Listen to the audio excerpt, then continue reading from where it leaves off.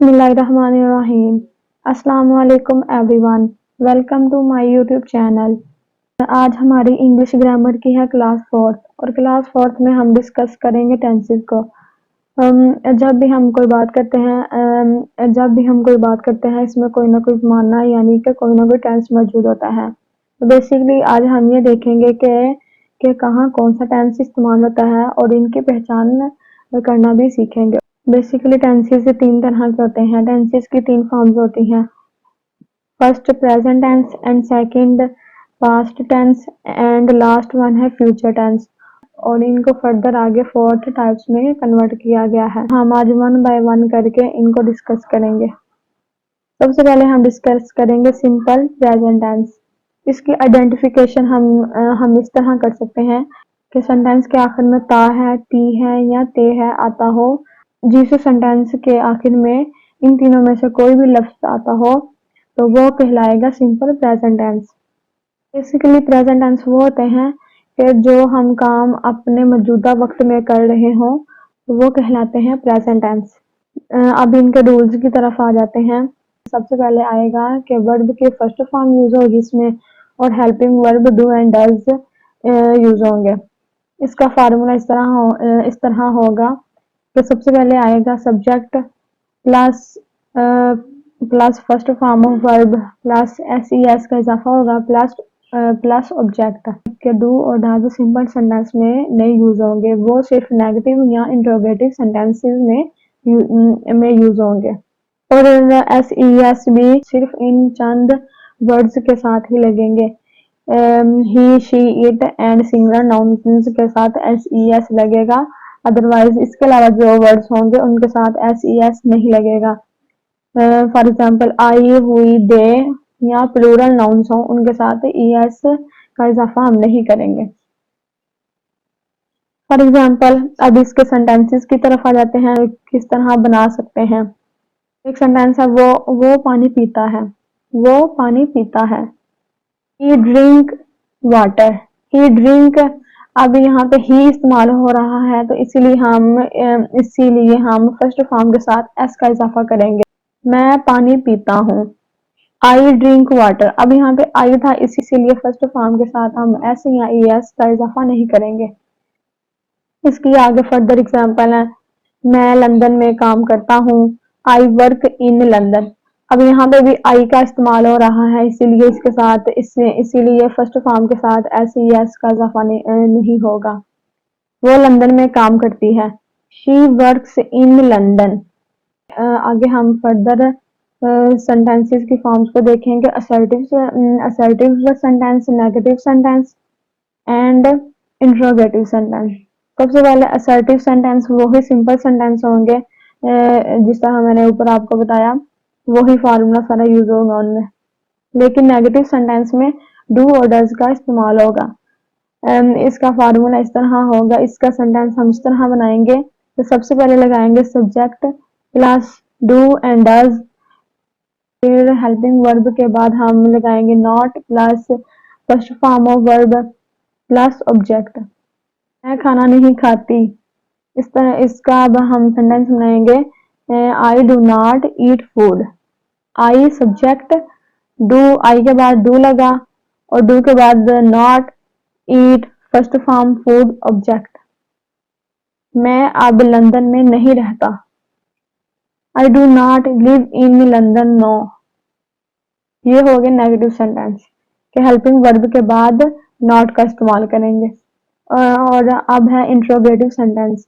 Interrogative sentence में helping verb हम starting में लगाएंगे, subject then first form of verb then object. क्या मैं खाना खाता हूँ?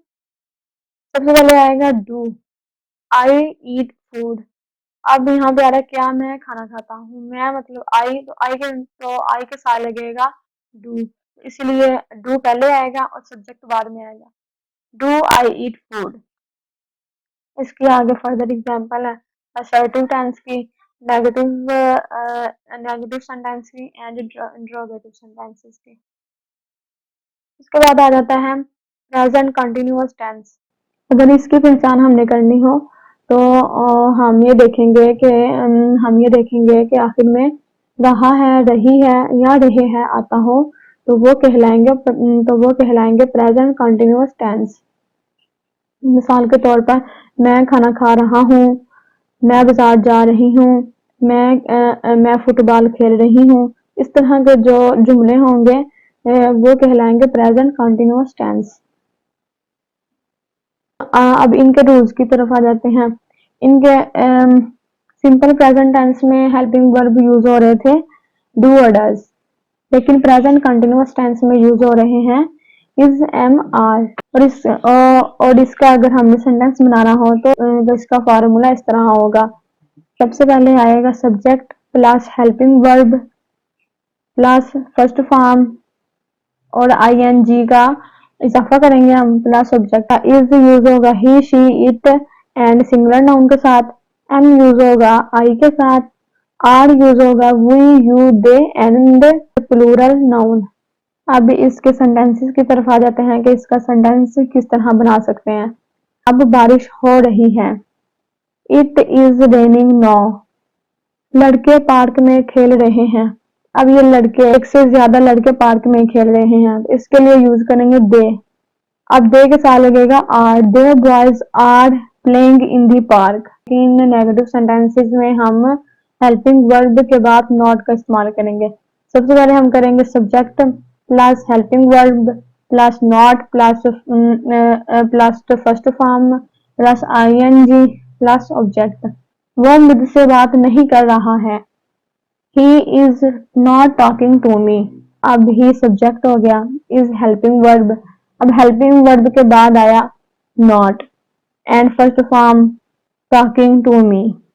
इंट्रोगेटिव सेंटेंसेस में हम हेल्पिंग वर्ब को सबसे पहले ले आएंगे और उसके बाद फिर हम subject first form plus ING plus object लगाएंगे। क्या वो मुझसे बात कर रहा है, is he talking to me. अब इज हेल्पिंग वर्ब था तो इज को हम स्टार्टिंग पे ले आए हैं, ही टॉकिंग टू मी।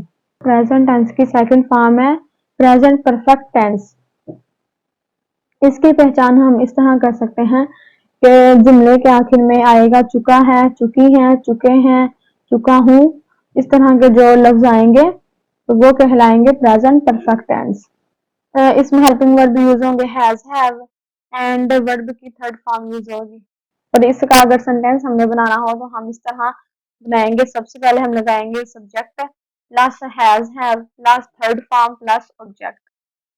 और हेल्पिंग वर्ब हैज यूज होगा he, she, it and singular noun के साथ। हैव यूज होगा I, we, you, they and plural noun के साथ। हम इसका सेंटेंस बनाने की तरफ आ जाते हैं। वो फुटबॉल खेल चुके हैं। अब यहाँ पे बहुत ज्यादा का जिक्र हो रहा है कि वो, इसके लिए हम यूज करेंगे दे। अब दे के साथ लगना have, they have play, play की थर्ड फॉर्म होगी प्लेड, प्लेड, प्लेड फुटबॉल। मैं खाना खा चुकी हूँ, मैं आई के साथ लगेगा हैव और ईट की थर्ड फॉर्म होगी ईटन। नेगेटिव सेंटेंस इस तरह बनेगा। सबसे पहले आएगा सब्जेक्ट प्लस हेल्पिंग वर्ब और हेल्पिंग वर्ब के बाद लगेगा not plus third form plus object. और इंट्रोगेटिव सेंटेंस में हेल्पिंग वर्ब सबसे पहले आ जाएगा plus plus subject plus third form plus object. और लास्ट फॉर्म है इसकी प्रेजेंट परफेक्ट कंटिन्यूअस टेंस की भी पहचान बिल्कुल उसी तरह है जिस तरह प्रेजेंट कंटिन्यूअस टेंस की पहचान थी। तो उसके आखिर में रहा है, इसके भी आखिर में वही सब कुछ आएगा, लेकिन इसमें ये फर्क है, इसमें एक टाइम पीरियड दिया गया होगा और जिस बात में हम किसी टाइम पीरियड की बात कर रहे हो तो वो कहलाएगा प्रेजेंट परफेक्ट कंटिन्यूअस टेंस। इसकी आइडेंटिफिकेशन इस तरह होगी कि जुमले के आखिर में रही है, रहा है, रहे हैं या रहा हूँ। इसके रूल्स की तरफ आ जाते हैं। हेल्पिंग वर्ब में आएगा हैज, हैव एंड बीन का इस्तेमाल होगा। फोर्थ फॉर्म वो है जब फर्स्ट फॉर्म लगाई जाए और फर्स्ट फॉर्म के साथ आईएनजी लगाया जाए तो वो फोर्थ फॉर्म बन जाती है। Plus object plus since for. Since और फॉर में डिफरेंस देख लीजिए। इसको बहुत ध्यान से देखिएगा और अंडरस्टैंड कीजिएगा। सिंस वहाँ लगाया जाएगा जहाँ पे स्टार्टिंग पॉइंट बताया जाएगा टाइम का, स्पेसिफिक पॉइंट हो टाइम का वहाँ लगेगा, तो वहाँ लगेगा सिंस। और फॉर वहाँ लगाया जाएगा जहाँ पे पीरियड ऑफ टाइम बताया गया हो, जहाँ पे ड्यूरेशन ऑफ टाइम दिया गया हो, सिर्फ टाइम ऑफ पीरियड दिया गया हो, एग्जैक्ट स्टार्टिंग पॉइंट ना दिया गया हो, वहाँ लगेगा फॉर। अब फॉर में अगर हो 3 डेज, सिर्फ टाइम ऑफ पीरियड बताया गया है कि 3 डेज, ये नहीं बताया कि कौन सा दिन, तो इसलिए यहाँ पे लगेगा फॉर।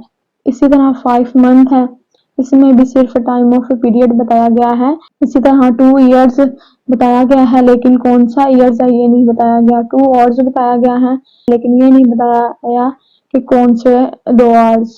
सिंस है मंडे, अब फॉर में था 3 डेज सिंस, लेकिन सिंस में अब मंडे, इसमें स्टार्टिंग पॉइंट बताया गया है मंडे। यहाँ पे मंथ का नाम बताया गया है तो इसीलिए यहाँ पे लगेगा सिंस। अब यहाँ पे ईयर बताया गया है 2020 और टाइम भी बताया गया है 9 PM। जहाँ पे इस तरह के वर्ड्स आएंगे तो वहाँ पे लगेगा सिंस, और जहाँ पे पीरियड ऑफ टाइम बताया गया हो वहाँ पे लगेगा फॉर। आई होप आपको सिंस और फॉर का डिफरेंस अच्छे से समझ आ गया होगा। अब इसके सेंटेंस की तरफ चलते हैं कि हम किस तरह बना सकते हैं। ये 3 घंटे से सो रहा है। अब इसमें सिर्फ उन्होंने टाइम पीरियड बताया कि 3 घंटे, ये नहीं बताया कि कौन से 3 घंटे हैं या एग्जैक्ट पॉइंट ऑफ टाइम नहीं बताया, इसीलिए यहाँ पे सिर्फ टाइम की ड्यूरेशन बताई है कि 3 घंटे से सो रहा है, इसलिए यहाँ पे लगेगा फॉर।